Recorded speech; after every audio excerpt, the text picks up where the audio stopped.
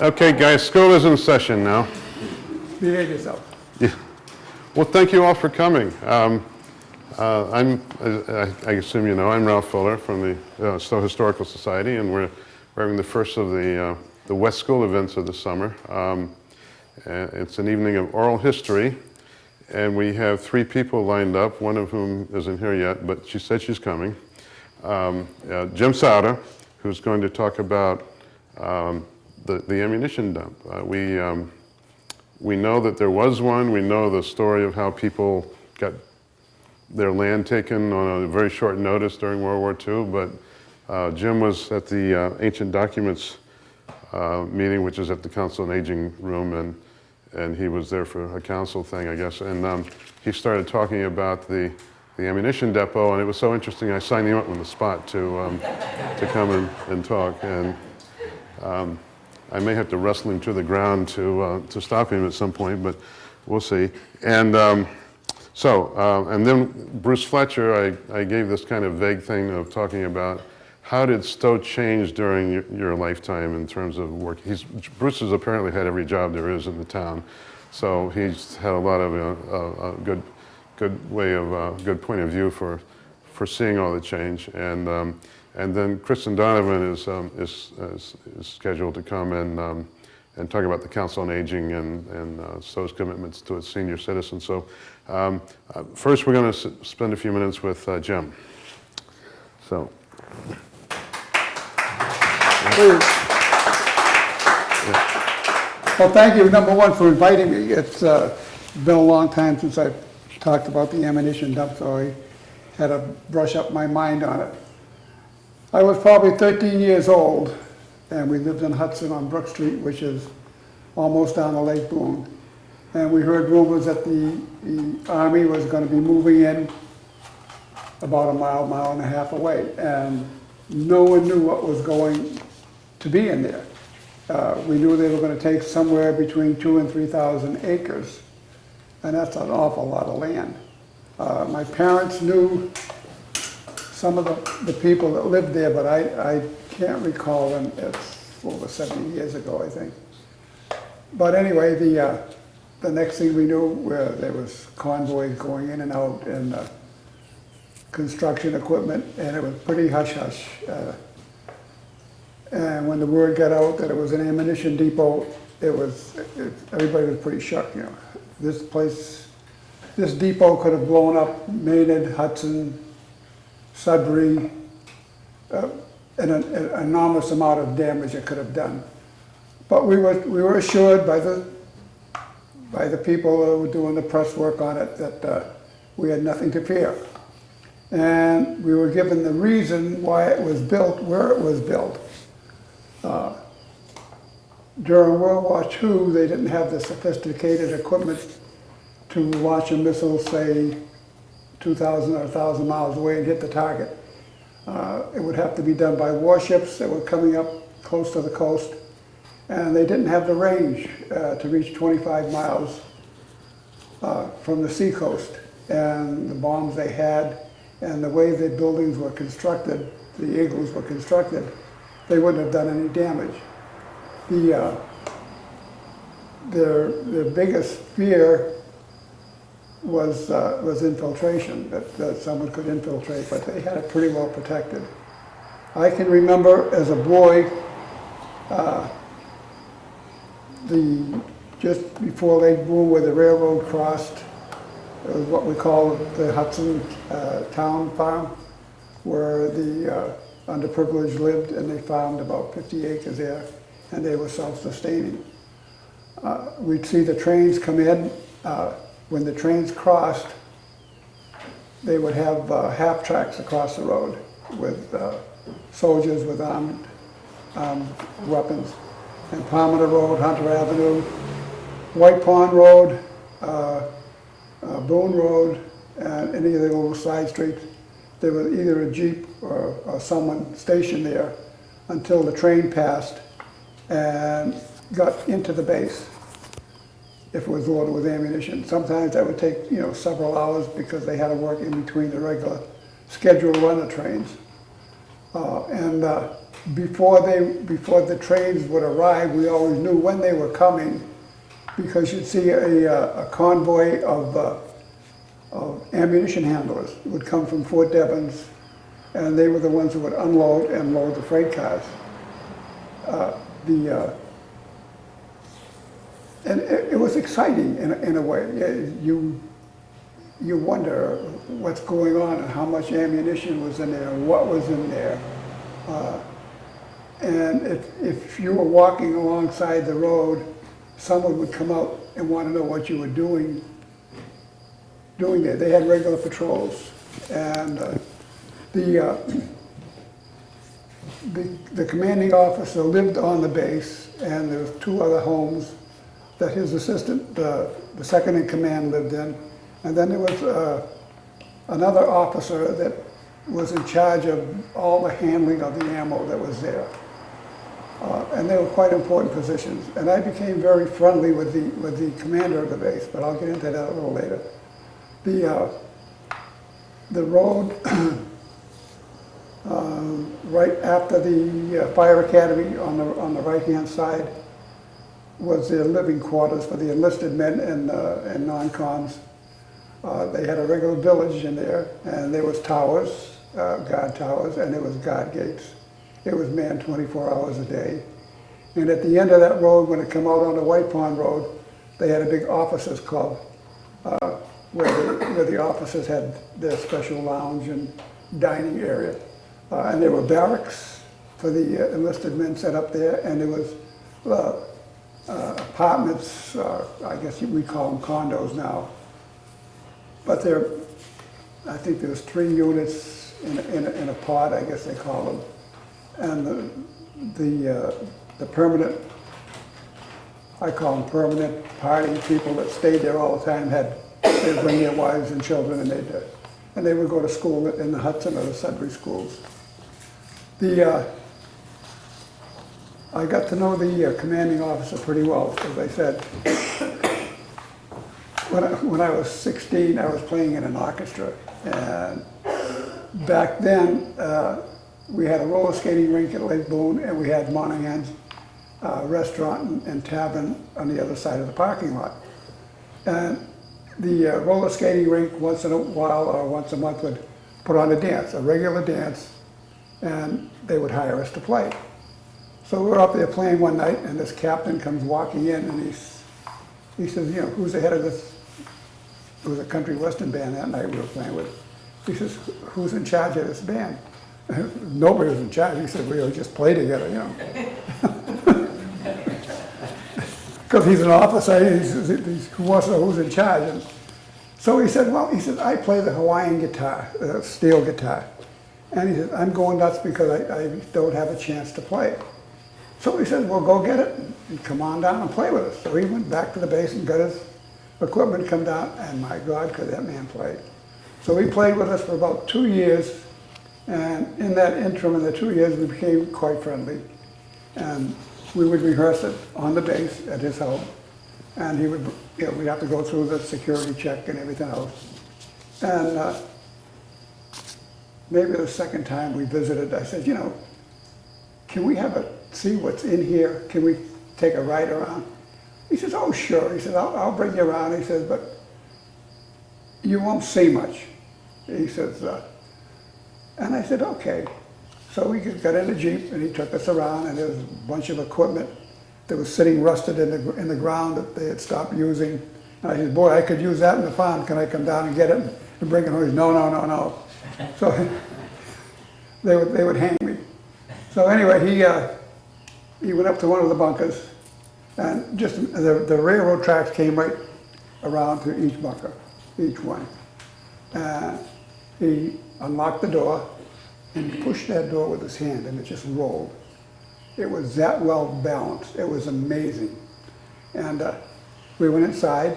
There was trays of bombs that you put on aircraft that they would drop. And he says, this is the one I can let you see because it's not that classified. They're just plain ordinary bombs.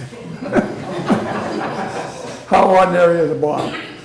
But And then he went on to give us, the reasons again why they built it there. And the walls are 2 feet thick of concrete, and the doors are about 1 foot thick. And then they're in an igloo shape.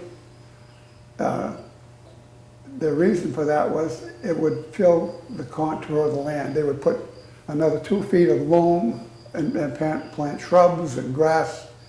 So if they had an aircraft carrier off the coast, if the enemy, I'll call them, had an aircraft carrier and they were flying over, they would not be able to distinguish it from any of the other landscape. And I have flown over it about 10 to 15 years ago when I was flying with Civil Air Patrol, and you still can't tell that they're there. And they had all dirt roads. They had no paved roads, which I thought was unusual. And they finally closed the base, I think it was 1952 or 53. And then the Natick labs took it over, and they tested equipment there. And they tested men there. They had obstacle courses, and they see what a human being could endure, from what I understand. And then the Natick lab does all the experimental stuff to make sure it works the way it's supposed to work. And they would fly over with these big transport planes. I guess they're not Hueys, they call them something else. But you could watch them lower the back of the plane. The thing would nose up, and out would come a tank, howitzers, jeeps, trucks with parachutes, and see how well they would land. And you could hear the parachutes snap when they opened, because there's a lot of weight. And some of them would have 2 or 3 chutes, so they wouldn't be going this way or that way. And I was still about 18, maybe 19 years old, and you'd still be amazed just to watch them do this. And then the Natick labs left, and the Devons took over as another training site for tactical personnel. And the Air Force came in, and they took up 220 acres. And they have a big radar dome. It's over on the Maynard side. I think if you go along Route 2, I think you can see one up in some hill there. I can't remember. It's in Lexington, I think. There's one down there, and the Air Force won't release that to the Assabet Valley conservation people. They ceased manning it 5 years ago. They had a contingency there up until 5 years ago, but you still can't. It's all locked up, and they come down and inspect it every so often. So I don't know what they've got there, but right then, was it 2005? I think that the federal government turned it over to the Sudbury Valley as a wild refuge, and since then that's what it's been, and it's a great place to visit. I've been down there several times. The only thing I mentioned to them the last time I was down there was that there's a lot of seniors that can't negotiate a lot of people. I shouldn't just qualify seniors. There are young people that can't walk the dirt roads. If they had some sort of conveyance, a little farm tractor with trailers behind it to show people. I mean, this is part of our history. Whether we liked it or not, or whether we agreed with it or not, it's still part of our history. And the way they recovered part of it with the wildlife and exhibiting all the different things that they're, I think people should see it. It was a different world back then in the 40s and early 50s. In this day and age, if they try to put something like that in the area, it would be all kinds of committees that would never get done. But it's true. And at this time era, we were at war. We were fighting the Japanese, we were fighting the Axis on one side. So they made decisions and they were made quick and things got done. Today it takes too long to make the right decisions. And, but this was part of our life, and I enjoyed it. I met a lot of the guys at different venues, because they all, I think one of the things that I should bring up is that the permanent troops that were there did mingle once they were established and everybody knew what was going on. You'd see them in Hudson, you'd see them in Maynard, you'd see them at the local coffee shops or restaurants, either with their families. And they wouldn't tell you anything, but they were all GIs. Some of them were drafted, some of them volunteered, some were career people, but they were friendly. There was never any animosity, there was never any demonstrations against it. This is what had to be done, and we accepted it. And I might add, during that time frame, when I was 13, this doesn't do too much with the ammo dump, but I was a junior air raid warden. And all your windows had to be darkened at night. You had to have black shades. There were no street lights in Boston, no lights on anywhere. Our cars, we had a blank, half the headlight had to be painted black, or we got these covers to put over them. And when we had air raid drills, maybe once a week. And if you caught anybody with any lights peeking through their windows, you had to report them. And they were fined, and they wouldn't do it again. The reason for that was, again, if you've ever been on a ship off the coast at night, you can see the glare of the city. And you can pick out any city anywhere. And at 10 miles out or 3 miles out, they could bomb the heck out of that city. And there were German U-boats up in the area all the time. So that this way here, they had no idea other than their guidance system, which was pretty primitive for both sides at that time. And so that was a reason for all the lights being out. And it was an exciting time. I think a lot of our younger generation could learn a lot from it. But as far as the ammo dump goes, it's a great place to visit. I still call it the ammo dump. And the people down there are very friendly, and they're doing a great job. And if you get a chance to go down there, they welcome you with open arms, and you can either walk or you can drive around to the different areas. And if anybody has any questions, I'll try to answer them. What was it called? Was there a sign out front that said U.S. Army ammunition dump? No. Shoot here or something? No, U.S. Army. They had a different name, not disposable post, but a depository. Deposit? Okay. Yeah. Uh-huh. Yeah, there was a sign out front, U.S. Army Depository. Fort Devens was in charge of it. And, but you wouldn't get beyond that sign. You would have been dead on your feet. They just had... Sentry towers, a big fence around it, and patrols, I assume? They had towers all over the place Yeah. on the perimeter. And they were manned 24 hours a day.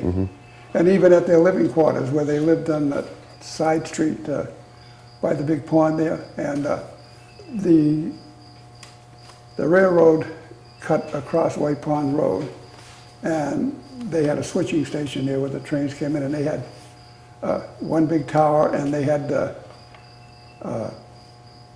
a huge guard shack. I mean, it was huge. It was well manned and well. They knew what they were doing. Do you have a sense of how many people were stationed on the base? Yeah, I didn't know at one time. I think there was permanent. There was about 200, if I remember correctly. Yeah, but you said they brought in people from Fort Devens to They would have. Yeah. These people were specially trained to handle ammunition. That's all they did. Yeah. If they were they worked their 8-hour shifts or 10-hour shifts, but there was another shift, say from 4 o'clock till midnight, that would come in and take over, and these guys would go back. And at Devon's, I guess it was a revolving, like a revolving shift, and they would be working around the clock.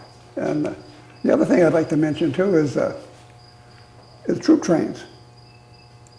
We used to have troop trains flying through here like you wouldn't believe, especially on the Sudbury line, right by Sudbury Center. There's an old railroad station that used to be there. And those things would fly through there at 60 miles an hour, which was high speed back then. Bringing the boys from Devon's, because Devon's was just a center where they brought them all in, and then they dispersed them from there to different camps for boot camp and wherever. They'd give them some sort of tests, and away they go. But these trains were huge, and they didn't stop for anybody. And on the platforms, you could see a soldier all the time with a machine gun on each car, just in case anybody tried to do anything along the way. And there was never any instances of anybody trying to derail them. Everybody was behind it. The country really pulled together. And that's my story. Go ahead. Do the concrete bunkers still exist? Yes. Oh, yes. Okay, so they've not been removed? They're not been, no, they'll never remove them. I assume that there's no access into any of that? I think there's one that, if I'm not mistaken, there's one that they'll let you in. I don't think you can just go visit it, No, but you can't. is it the Maynard Historical Society? Yeah, Through the Assabet Refuge. Yes, they give tours every once in a while. but I think there's one that they'll let you look, and, Yeah. and they're huge. Yeah. And, go ahead, which one are you? I grew up with a legend. I want to know if you know if it's true. There were a boy walking through there had stepped on something that was there and blew himself up. No, never heard of it. This is a scary story. Yes, I've never heard of To it. keep me out of it. Okay. Do you know anything about the compensation that was given to the people that were living there, who then had to give up their homes and land? It was pretty sad. They didn't get much for it. I don't know the exact dollar amount, but I know they had to move quickly. It was within a month period they had to be out of there. And it was up to them to find some place to Yeah, be? yeah. And I guess there was government assistance for them to relocate, but the other thing about that particular spot, if you know where the Whalen Flats are, if you take 27 out of Sudbury and you go down the hill in the flats, that was almost scheduled to be Hanscom Field. They were going to fill those flats in. They had enough dirt from somewhere that they were going to bring in, and they were going to make an airfield out of it. But the Corps of Army Engineers stepped in and said, no, there's no bottom to this. He said, you'll be filling it for years, and that's where they picked, yeah, you never get it filled up. They were going to put a big culvert, about a 10-foot culvert, the whole length of the Sudbury River, and cover that over so they wouldn't disturb the flow of the river. It would still, yeah, oh yeah, it was a big story. And the Army Corps of Engineers stepped in and said, you're not doing that. So then they went over to Bedford and made Hanscom Field out of it. And it was a good choice. But because that land there is so flat, but there's no bottom to it. So, go ahead, Doc. Did you ever have a chance to talk to Sylvia Estabrook and her sister Vivian Dean about No, their family situation of being moved out of there in a hurry? No, I never did. You never have No. spoken to her? No. You got to remember, I was only 14 years old, and when I turned 18, we all went into service. So it was just we knew what was going on, but we never really at that age got involved in the politics of who got moved where. But we knew it happened very quickly, and they had maybe a month to get out if they were lucky. But I do remember, my parents knew them, and one of them had a cranberry bog down there somewhere, and my mother used to go down and pick cranberries. And she'd preserve them, make jellies or jams or whatever they make out of them. But that ended right, real quick. So, I'm just curious about the siting of that facility right there. I understand that you needed to be 26 miles from, a warship that might launch some, but I wonder why they picked that instead of Devon's. I can tell you, because it was a less dense populated area, 25 or 26 miles away from the ocean. Waltham was is a big city. You had Lexington right next to it, and you had Billerica, which was moving pretty fast. And over here we had Worcester, we had Marlborough, Framingham. In the middle was Hudson, Maynard, Stowe. Back then, if you said you lived in Stowe, people would say, where the heck is Stowe? Oh yeah, I'll tell you. Yeah, really. Stowe, I never heard of Stowe. Where is it, Because when I moved here, the population was 750 people. That isn't many. Hudson Road was a dirt road. 117 was still a cow path. It wasn't that big. They've widened it since then.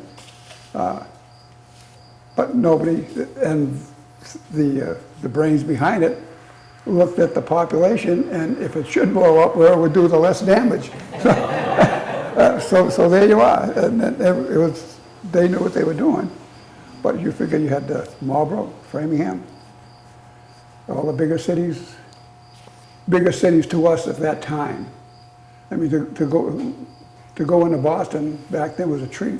It was a big city. Oh boy, and but now it's just another. But now the population has moved out to this area, and therefore, right now it wouldn't be the place I think they would pick. But who knows? But they could reactivate it. It's perfectly workable. But and they not only stored bombs, they stored gas, and they stored different chemicals. And that when they had a dump area that I know of that they disposed of a lot of it, and it contaminated the groundwater. And I guess they've cleaned it up, so from what I understand. Are there any parts of that area that are still off limits? Yeah, Because of contamination? Not that I know of. The only part that's off limit is the Air Force encampment. And is that kind of in the middle, or is it? No, it's on the Maynard corner.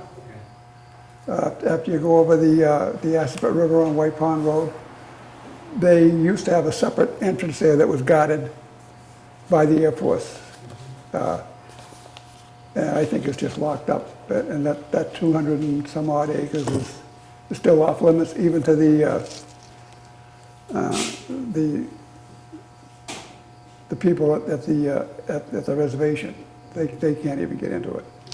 So. What about railroad tracks? You probably want a new track being laid to service this Yeah. site? Yeah, they laid a ton of track. Yeah. Well, not a ton, they had to lay the track from White Pond Road into it. And they had it on the, heading east, on the right-hand side where the railroad tracks crossed, they had a spur line in there so they could let one train come out and another one go in. And they both not caught up with the Boston and Maine Railroad link into Boston, and from there they went, where were they, or to Devon's. I'm going to ask one more question, Go ahead. and that's how often did trains come in and go out? Do You know, it was very, very erratic. They would, whether they were trying to confuse the enemies, which was a big thing because we did have spies in the area, and you never know. Sometimes they'd be in the middle of the night. Sometimes when you get up in the morning, you try to go to Lake Boone, you couldn't go there because the roads were blocked. You never know. And but sometimes the roads were tied up for over an hour because they'd be bringing stuff in and then pulling the other ones out, and they had to make the trains up in the compound and then take them across to the main line. So you just couldn't move. And everybody accepted it, you know. If you were coming out of Hunter Avenue and the guard at Main Street and Hunter Avenue, and you told him you were going to Hudson, he would radio to the ones on Main Street and say, we got a car coming through, it's going to Hudson. And that would be it. They'd let you go that way, but you couldn't go the other way. They were pretty good, you know, they're all human beings. Do you know if there were any reported accidents? No, as far as I know, there was never any accidental explosion or detonating of anything. We would have heard it, number one, and number two, it was, if there was any, it was very small and very hushed. They did a good job. But it's exciting to go, if you ever get a chance and they're having a tour, go take a look at those bunkers. And you'll see why they built them the way they did. And, Thank you, Jim. yeah, anything else? Now I can go home and have supper.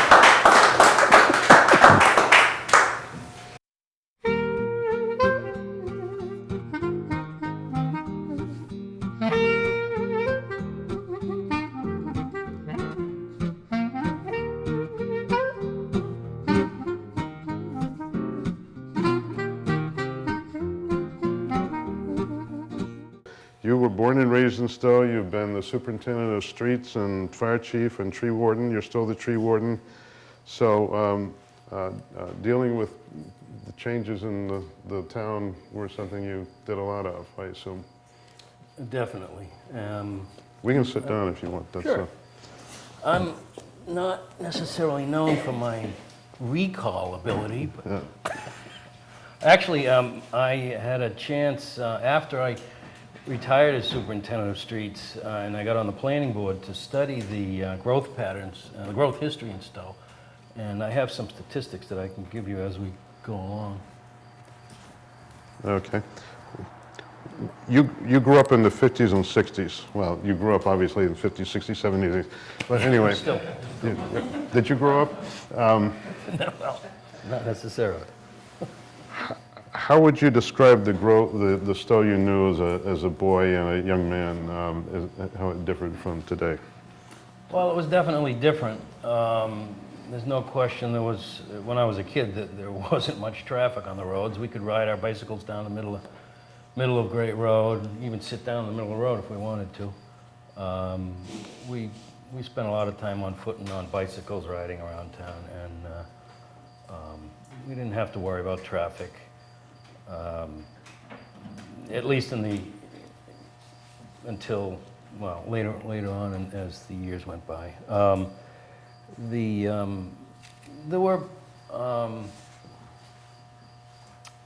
was farmland, a lot of woods. I remember the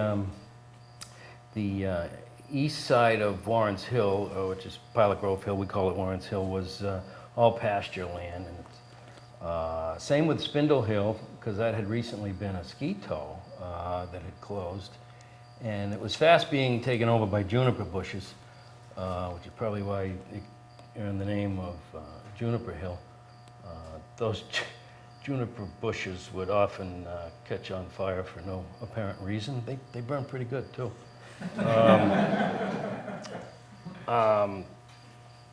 There were vast stretches of back roads where there were no houses on it, just a lot of trees. And I remember if I'd ride off to a friend's house, and if I was coming home before it was, if I coming home late and it got dark, those stretches of road could be dark and scary, and there were very few, where there were no houses.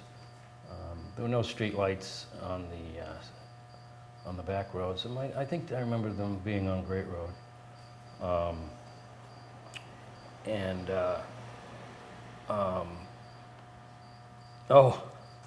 No traffic signals, of course, and there were very few stop signs. I remember in the 70s when Stowe's first full-time selectman's administrative assistant took over, he allegedly ordered 200 stop signs for all over town, and the free-for-all was suddenly over.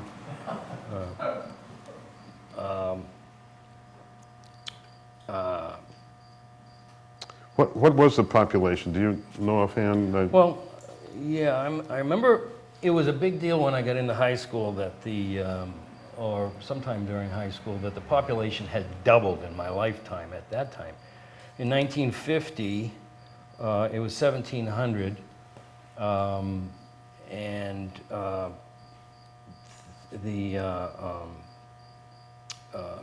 it doubled by the time I was in high school. 30 years later, like from 1950, it was 5,200, and then 30 years after that, in 2010, it was 6,700. So we added 5,000 people in the last 60 years. Over 5,000 people. Good thing Ralph's moved. Pardon? Good thing he moved. How did that change the community? Was there a stronger sense of community, you think, than in a smaller town, or talking about the community then? Yeah, well, when I was a kid, it seemed like we knew everybody and everybody knew us.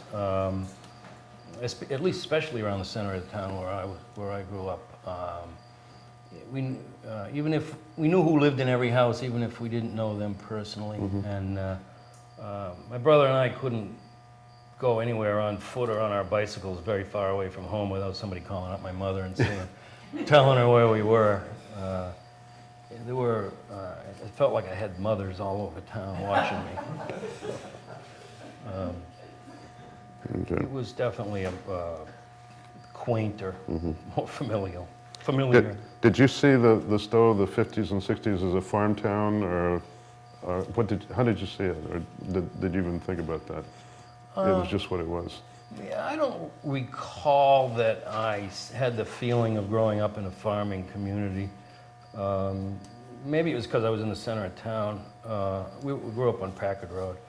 There was a hayfield across the street and vegetable gardens, but there was a lot of houses and a lot of wooded areas, and I actually didn't have the sense at the time that I was a farmer or living in a farm community. But there's no question that there were plenty of farms and orchards and hayfields around. So it was definitely more rural.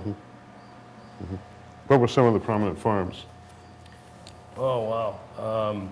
which are now basically residential subdivisions? A lot of them are. Yeah. We knew them by the farmers' names, not necessarily by the name of the farm. So, like south of town, Freddie Christensen's farm was where Brook Mill Road is now, and then Bill Kelly was down on Tuttle Lane, and over on Hudson Road, Phil Noonan had a farm, and Banks is down on Walcott Street, and further west there was 10 Acre Farm on Great Road.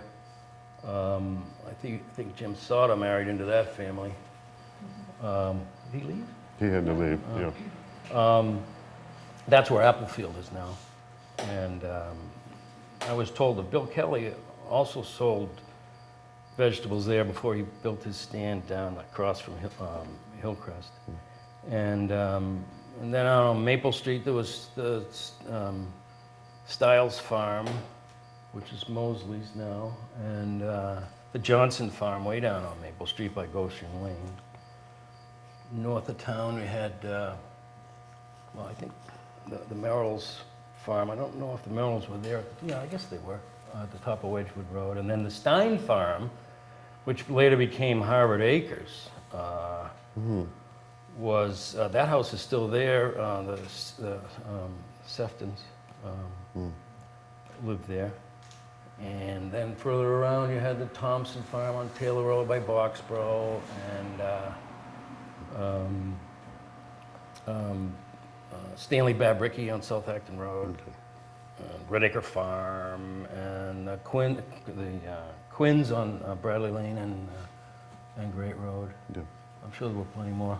So there was this an amazing fact that doing research in the town reports that in 1950 there were 30,000 turkeys, chickens, and ducks in the town, and 500 head of cattle. What were they actually? What were these farmers doing? Were they livestock farmers? Were they produce farmers? Were they some combination thereof? Were they just?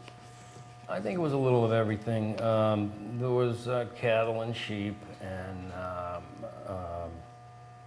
lot of hay fields. The hen houses were going out of business, I think, when I was a little kid. So, but I do remember the Truffries had a big one up on Boxborough Road. Obviously the Crolls, although I don't remember it. And I believe the Hartleys up to the east of where Hartley Road is now. I think there was a big hen house back there. Okay. And the Lawrence Turkey Farm up on Taylor Road. Okay. And there were orchards. Yeah, yeah. How many orchards do you Seemed know? like there were orchards everywhere. Yeah. I assume Orchard Hill and Gleasondale was an orchard at one time, although I don't remember it. Hilltop Orchard on Boone Road was there. I actually worked there as a kid. And the Owsleys owned that, and later, or either it was either the same orchard or next door was the Drexlers. And then, of course, in that same area was Honey Pot and the Martins and Fruit Acres, the Priest family, and Dewey Frost. Mm-hmm. That orchard is now all houses. No, that's Birch Hill. And further north, you had Okay. C.D. Fletcher's orchards, Yep. Carver Hill, and Dick Herrick had orchards. He had the big house, big farmhouse where St. Isidore's Church is now, and I think he had the orchards on Packard Road where Petter Field has them now, although Petter expanded that. And he also had orchards north of where the church is. Okay. But did they have people driving out in 10,000 cars on a weekend that we have now? Jack Derby, Yeah. I didn't mention him. He married into the Yeah. Priest family. His orchard up on Pompo Street is still there. The orchard is still run by his granddaughter and her husband. And I remember as in the 70s and maybe even as early as the 60s, there were during apple season, that place was packed. Great Road was Really? just, it's like where Honey Pot is now, Yeah. in front of Derby Orchards. The traffic was Okay. a mess out there during apple season. But that wasn't pick your own, people picking No. their own. That was No. people coming to farm stands or Yeah. what? I think everybody came out to the Yeah. farm stands. I'm sure there was some wholesaling going on from some of these places. I think the first pick your own was started by Lynch's. the Lynches Yeah. on Birch Hill. Oh, yeah? Yeah, because I remember, I think he must have been leasing the farm or something, because I think he was the one that hired the cops to direct traffic up there at the top of Birch Hill for the pick your own people. Is that wrong? That's my recollection. You're shaking your head. They bought the Clemens Brothers farm. Yeah, I know, yeah. Oh, I didn't mention that one either. The Clemens had the apple orchard where Shelburne Farm is now. But Dave Lynch had something to do up there. Maybe not. That was my recollection. See, I told you I don't have the best memory. Okay. How about business? The Stowe Shopping Center, how did that develop? I know it started with the Kroll Poultry Market, is that correct? Yep, I remember the Kroll's little market out on Gardner Road, and they had that rotisserie chicken lit up in the window. They tore that down, moved the farmhouse over to Sam Prescott, and then built the bowling alley and what was in there? There was it wasn't very big. It was L-shaped, but it wasn't nowhere. It was added on to many times over the years, so it's a lot bigger now than it was. They had the drugstore and the deli and the Purity Supreme supermarket and the bowling alley. I don't recall there being anything else in there. But it's been added onto at both ends several times. As superintendent of streets, did you have to worry about the construction of roads? I assume that the contractors were responsible for the roads, and then you must have overseen them or something. Yeah. As superintendent, though, there were a lot of subdivisions being built during the time I was superintendent, and I would review all the plans that the planning board sent me and send in my comments and suggestions, and then I'd inspect the roads as they were being built. Of course, once they were built, new roads didn't require much maintenance, but they did require that I add trucks and personnel for snow removal operations. So it did, all the new roads in town did have some impact on our operations and the cost of our operations. Okay, yep. Must have stressed the fire department and the police department and things like that. You were fire chief at one point. Yeah. Actually, before I get into that, for my two predecessors,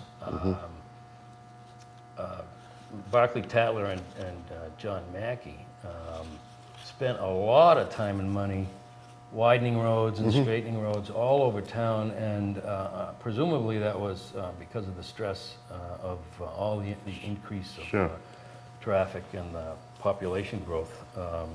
And I was only superintendent for 15 years. I worked on every road in town and made improvements, and a lot of those improvements were necessitated by the increase in traffic. Actually, one of the first things I did when I became superintendent, having been on the fire department and seen all the accidents that happened as a result of the increase in traffic in town. I joined the fire department in '74.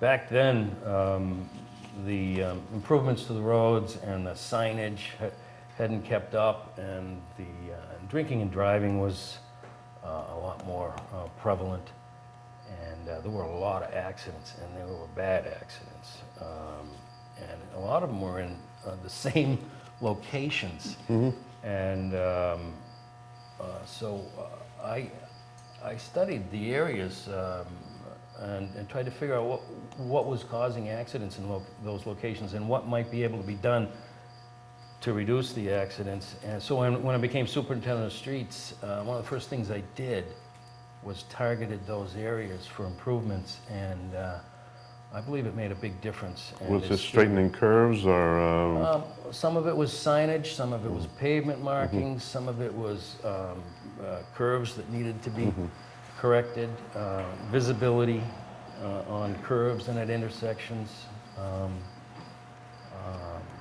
things like that. Yeah. Okay. And you just started to ask me about the fire department. Actually, the population growth actually had some good aspects in terms of the fire department. Before I was chief, I was on the board of fire engineers for many years, but before I was chief, Doug Treffry was chief. He started in '73, and he and the board of fire engineers at the time had an active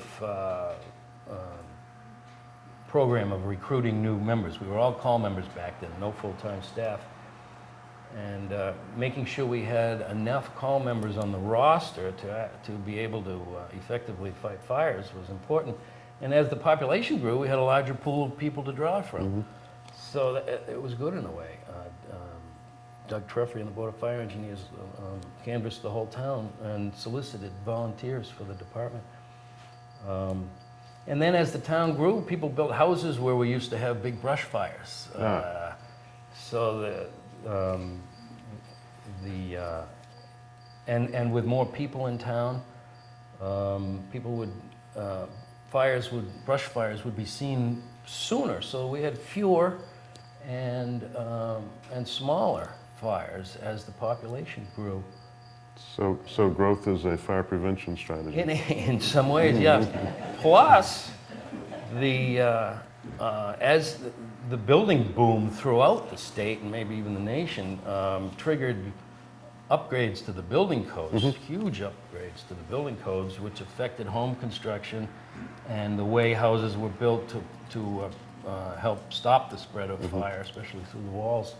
So the newer houses were less likely to burn the way the old houses did. So there were advantages to it. Now I understand that at least many parts of Stowe did not have actual street numbers, house numbers until about the 1970s or so. Did that create a problem with responding to a fire or something? Well, by the time I joined the fire department, I believe we had house numbers in town, and they were fairly new, and they were, I think they came in the early 70s when I was in college, and it was probably prompted by the postmaster who suddenly didn't know where everybody in town lived, or didn't know who lived where, so probably needed the house numbers. I just assume it was a postal thing. Oh, okay. With the new house numbers, with even numbers on the left and odd numbers on the right, it made the fire responses by the fire department a lot easier. Okay. If I understand it correctly from what I read in the Stowe Independent, there are a number of new developments planned, housing developments planned in the town, several at least. Do you know what do you see the future in terms of growth? I think the growth will probably be fairly steady, just as it has been in the past. There's been growth spurts. There's been times when there was dramatic growth in town, and times when it leveled off, and it's reflected by reflective of the housing market in general and the economy. And going forward, it's probably going to be a fairly steady growth. I have some growth figures going back a ways.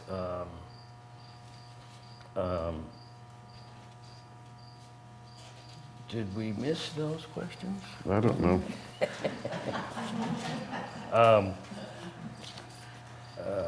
I'm still trying to figure out ammunition bunkers myself, but Yeah. Oh, yeah. I'm not on the planning board anymore, or on the highway department. Well, part-time I am, but so I do have some figures, some numbers from the planning board of what's currently being proposed. But going back a ways, back in the 50s, there was growth, huge growth in town. Houses going up all over town, but it started on not in subdivisions, but along existing roads in town. And a lot of people think the first big subdivision was Rehill's Juniper Hills development, but in 1950, Bob Dawes had carved out 100 lots along North Shore Drive in Kingland and in that area, and then in the mid 50s, Barton and Eastman had subdivided Pine Point and Barton Road with about 65 lots, and that was before. Of course, a lot of those were not intended for full-time residences, but they later, some of them were, I think, and then later they're all full-time year-round residences. I mean, but then in the late '60s, the first big subdivision where new roads were built to add frontage for new lots was Ivan Rehill and the Juniper Hill development, Circuit Drive and those roads in there, with 72 house lots in there. And a couple more roads have been added, and it's up to 90 lots now. And then around that same time, in the late 60s, there was I think it was Edge Hill Road and Sandy Brook Drive. And yeah, Edge Hill Road had 21 lots and Sandy Brook Drive had 18 lots. Before that, like I said, they were all they're frontage lots on existing roads. My father built 13 houses on South Acton Road, and there was a lot at the same time in the early 50s and mid 50s. Red Acre Road got built up, and Hudson Road, and anybody who could swing a hammer could build a house back then, because there were so few regulations that it was easy to build a nice, affordable, small home. Because the regulations weren't driving the cost of building houses up. Later on, in the mid-70s, Harvard Acres came along with 200 houses, if you count the houses around the perimeter of that. And then at the same time, Forest Road was built with about 14 lots. And that was a time when I think Stowe experienced its greatest population jump. In the 10 years between 1965 and 75, the population increased 47% in that decade. And for the years 1970 to 75, there were 50 houses built per year for those 5 years. Before that, the average was half that, fewer than half that per year. And it was those early 70s when we had to build the Pompo School, and we added on to the library. And then in the 80s came, the late 70s and in the 80s, Birch Hill Estates was built with 92 lots up there.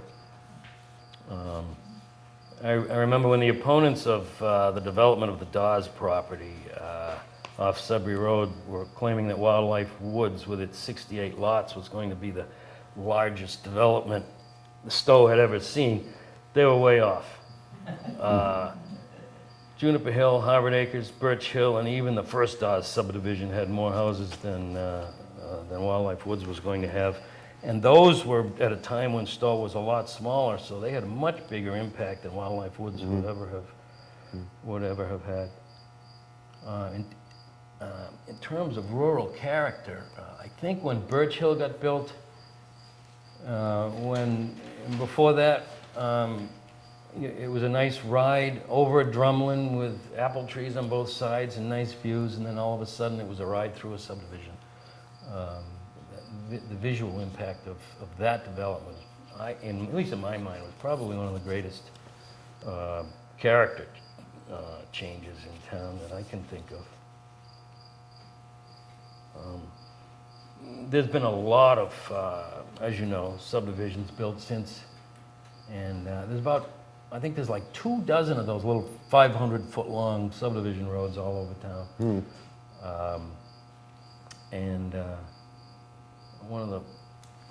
When I was chairman of the planning board, the Derby Woods development was permitted, Sylvan Drive, and the extension of Dunster Drive. And Sylvan is just about, just recently completed, and I haven't been up there, but I don't think the Dunster Drive extension is even done yet.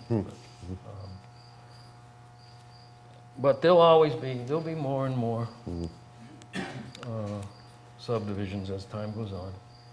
Well, hopefully, the town has done an excellent job, it seems to me, of preserving land. I mean, you're always preserving open space and keeping the rural nature, rural character. There's always going to be things you lose, but they have done a great job. So, yeah. So, thank you very much. You're I welcome. really appreciate it. Do you have any questions? I want to know how many trees you're going to plant next year. Okay, that was my other question. What does a tree warden do, anyway? That's a tough question to answer. Okay. Massachusetts has the oldest public shade tree law in the country, Yeah? over 100 years old. And And in that law, it mandates that every town has to have a tree warden to protect, look out for the interests of public shade trees. And the public shade trees are any tree along a public way or on the boundaries thereof. So it's the job of the tree warden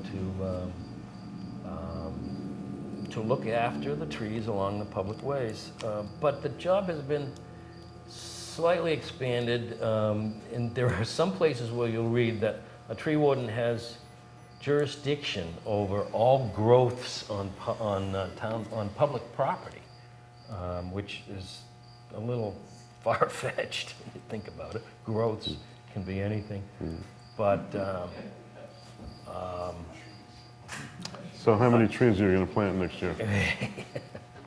I can't plant too many at one time because they need attention when they're newly planted, and it's not easy to get around and water street trees where they're not near somebody's house or a municipal building in order to be watered. So I discovered that I can't plant more than a few at a time.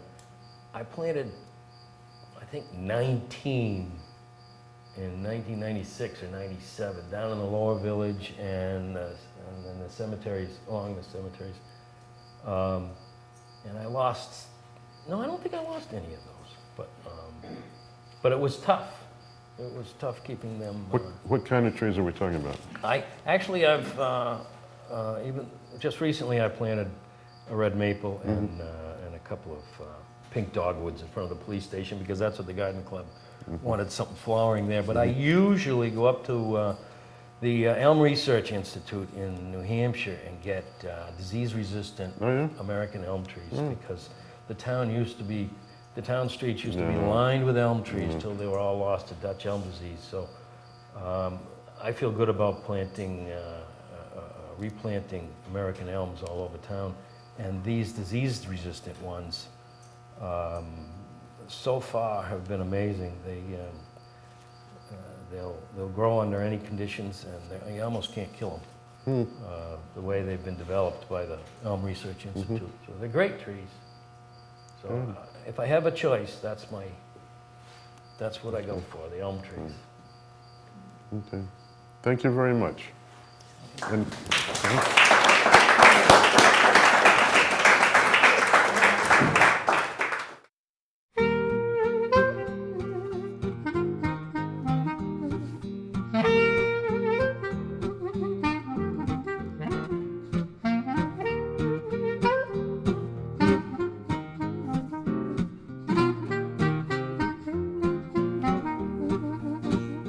our next guest is Kristen Donovan, who is a Stowe native and also an artist, and is currently chairman of the Council on Aging. And I asked her to come and talk about Stowe's commitment to its seniors and what the council does and what its history is and where the future might go. So thank you for coming. Thank you for having me. How did you first become involved with the council? I started teaching art lessons at the Council on Aging about 5 years ago now. And I really enjoyed it. I met a lot of nice people, and it really was more than I expected. I was very inspired by the other artists that were there. And I started with a group of about 4 ladies, and we were watercolor painting. And I started introducing them to new mediums, and before you know it, I had about 12, 15 students that came weekly and had a great time, and still having a great time. We just had a show in May, and it was fantastic. We had about 300 people that showed up. It was a great success, and I really enjoyed it. And as I was there, I got to know people and started to listen to stories. And a lot of the people that I teach are parents of people that I grew up with. Some of them are retired teachers that I actually had in school. So to have relationships with them as an adult is really amazing for me and really nice. So as I was working with them, I found different needs around town and decided that maybe that was a place where I could volunteer and help out and make a difference. So I ended up as an associate member on the board and was absent one day and got voted in as chair. So here I am. I've heard that story before. Yeah. How many seniors does the council serve? Do you have a general figure? We have 1,500 to 1,600 seniors in Stowe. Oh, It's the okay. largest growing population in Stowe. We also service people under 60. We are the intake for SMOC. We do fuel assistance. We do food stamps. We do a Shine program. So we're the largest social service agency in Stowe. So Okay, we back do up more here. than, sorry. SMOC. You said SMOC? SMOC, yes. What is that? It's a fuel assistance program for the Okay. state. Oh, So fuel we- assistance, Yeah, okay. we intake families, anyone who's in Yep. need. Okay. And Shine is assistance with Health insurance. health insurance? Yes. Okay. And what else did you mention? Food stamps. Yeah, okay. Yeah. Okay. Yeah. All right. And we've actually been dealing with housing issues as well. Unfortunately, in this economy, we've had people that have lost their homes, and we've found them places. Mhm. So Okay. All right. So you teach both COA members and kids. You mentioned you just opened a studio, so you can do a little commercial here. You have a studio that you have opened on Gleasondale. Gleasondale Road, yes. I started teaching children in my dining room, and then my husband built a beautiful studio in the basement. And then, unbeknownst to him, in January, I decided I was going to move out of his beautiful studio he built me, and I found a great spot. I have a fantastic landlord, Mr. Flannery, and having great success there. And I've been able to expand my classes, expand the opportunities for the kids, and for the seniors. So the seniors meet there now, and they're happy to say that they come to my studio instead of going to the Council on Aging, which I'd love to change our name. That should be one of my goals for this year, change our name. So what? I don't know, the Council on Living Well or something. I don't know. I don't feel as though people there are aging. And I always hear my friends like Daisy Dearborn say that she's too young to go to the Council on Aging. So when I hear somebody say they're too young to go to the Council on Aging, I say, then you're old enough to come and volunteer.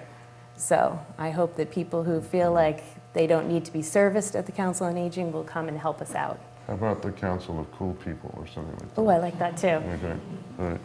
Let's talk about it specifically. When was the council established and how did it come to be established? The Council on Aging is a state mandated program, so we actually receive state funds. And as we're growing, we have more seniors, so we have more funds. And right now we have a fantastic staff. Allison Toole is our director, and we have 2 part-time outreach people.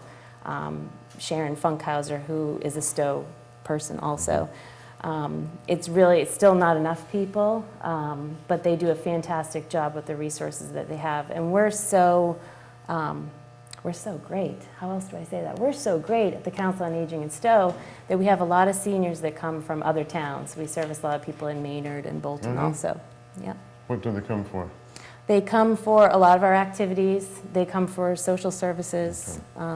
All right, talk about the activities a little bit. What kind of things do you do? Not the Shine or the or whatever, but or the oil assistance, but what kind of programs do people come that they can participate in? Well, we are lucky enough to have the Friends of the Council on Aging, which provides us with a lot of our funding, and they do a lot of work to gather that money for us, so we're able to provide some of these services for people. I would say 80% of what we do is social service, but the other 20% is fun. It usually revolves around food, I have to say. We go on dinner tours, and too bad Jim's not here, he could tell you all about some of the fun things they do. We have creative classes, we have exercise classes, we have the town nurse that comes in and gives talks on nutrition and wellness, and we have podiatry clinic, which is not my favorite, I have to say. I'm not too into the podiatry. We have blood pressure clinics, so we're constantly coming up with new ideas and trying to implement them. Okay. All right. I know Jim. One of the things Jim does is a diner tour or something. He takes It's very people popular, yes. on tours throughout the region to diners for lunch, I guess. Right? Yeah, and they usually stop for ice cream and do all kinds of other things I too. didn't know But about that. yeah.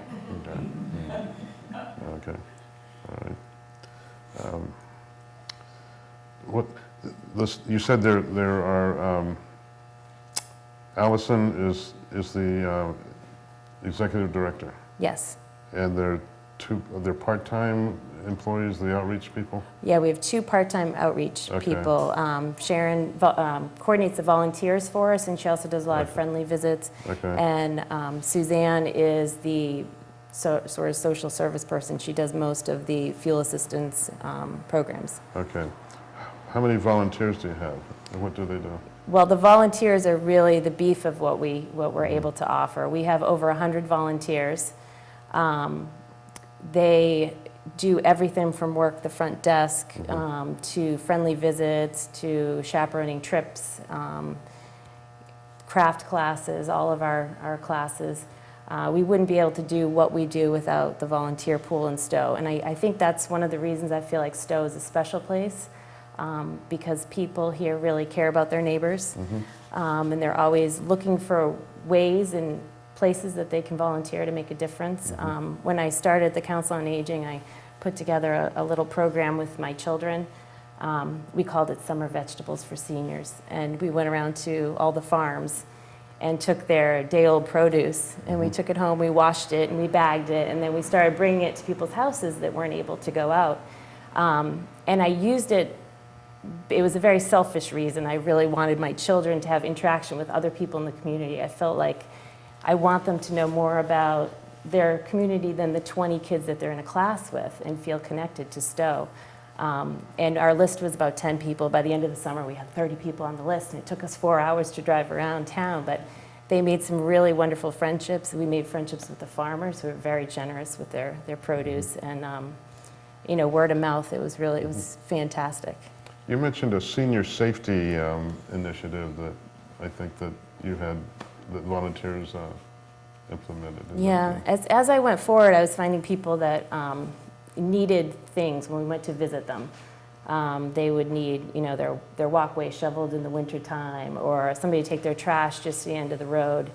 And then as I got involved with the Council on Aging as the chair, I realized in some of the storms that we've had lately, they've been big storms, and some of our senior citizens were not able to you know, contact for help. They don't have cell phones, they're stuck in their houses. So I was thinking, my grandmother was the town nurse in Stowe in the 30s. And she used to go house to house and check on people. And I thought, why can't we do that? It's kind of an old-fashioned idea, but why won't that work now? So I talked to a couple friends of mine, and my good friend that I grew up with, who's also a Stowe native, Christy Oberlees, she runs a neighborhood brigade. And I thought, well, what if we had a team of volunteers and we had team captains, kind of like running a campaign, and had these people check on their neighbors. And it started off with people saying, well, how do you do that? You knock on their door. I mean, what if they don't want your help? Or I said, well, go with a pan of brownies and say, here, I'm here to help. I'm your neighbor, and hoping that they would sort of build relationships with these people, but also be there for them in times of need for the ice storm that we had, to be able to contact their neighbor, and the neighbor could contact into the MRC, which we've worked with, and the fire chief, to get them help. So it sort of happened. We have a little database, and we have over 200 people who have volunteered to check on their neighbors. What are the needs for the future, and what's your vision? Because obviously a new senior center is a big part of the hope, if not the vision of the future. So why don't you talk about that a little bit? Yeah, you probably all heard me talk about this before town meeting. We were looking at Pompo as a site for a new center. We are operating right now in 1,200 square feet, and the state says that we should be in a space that's about 10,000 square feet. And because what we do, 80% of it is social services, we really do need private offices. Right now, all 3 girls share one office. We've turned a custodian closet, literally has like toilet paper in it, into another private office that we can bring people into. And any day you go in there, you'll see, you know, craft class, a podiatry clinic, dinner with a movie, all happening in this very small space. And I really do feel like our programs are fantastic, our director is fantastic, we have volunteers, we have people that would love to be participating, and we have to limit a lot of our programs to 20, 30 people just because of the size of our room. So I feel like if we had, larger space, we could expand our programs and service more people, and just be better at what we do. Okay. Well, I hope it goes well. So, Thank you. any questions from the audience? No? What were your grandmother's name? Dorothy Spence and then Dorothy Holt. And she was town nurse and the town truant officer, and she used to tell stories about going into people's houses and pulling the kids out from under the bed and bringing them to school. And taking tonsils out at the kitchen sink, so I Where's don't were you? know. Oh, no, it was before your time. Where's Jim? Okay. So, okay. I'd like to make a comment Yes? as one of the seniors in town. I have friends in Lexington, Concord, and my old neighbors, and here in Stowe and in Acton, and they can't believe what Stowe, the little town of Stowe, does for their seniors, because none of the others have the variety of services we have. We get help with income taxes, we can get consult with a lawyer, we can go to the town nurse, have your blood pressure taken every month. These are all vital services that are provided free. It's pretty amazing, and we certainly should support them more than we do. And actually, thanks to the community chest, we will have a part-time social worker next year for the entire town, not just the Council on Aging, that will help relieve some of those social service needs from the Council on Aging so that they can That's do. important, because there are a great many kids in our beautiful schools who are having severe mental problems. And if you don't think they are, you've shut your eyes and you're not paying attention. Well, with that note. Actually, I would like to say Sure. thank you to you on your last night in Oh, Stowe. definitely good. I'm happy to be a part of your last hurrah here in Stowe, and thank you for all you've done for our town. Well, And thank we you will so miss much. you.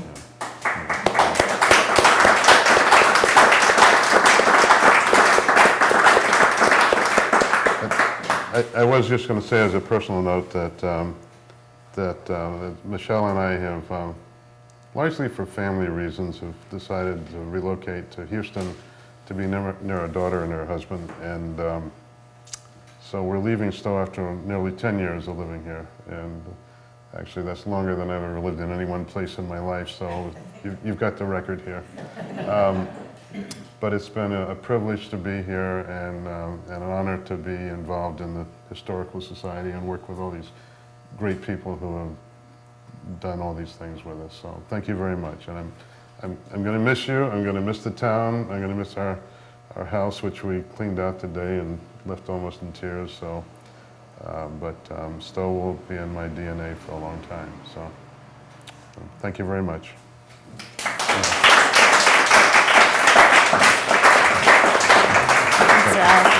Good luck.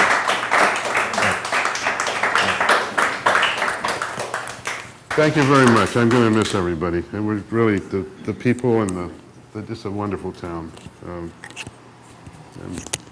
I tend to be a little numb and overwhelmed right now, so it's been kind of a real roller coaster and a blurry one. So, thank you. You're always welcome back. Thank you.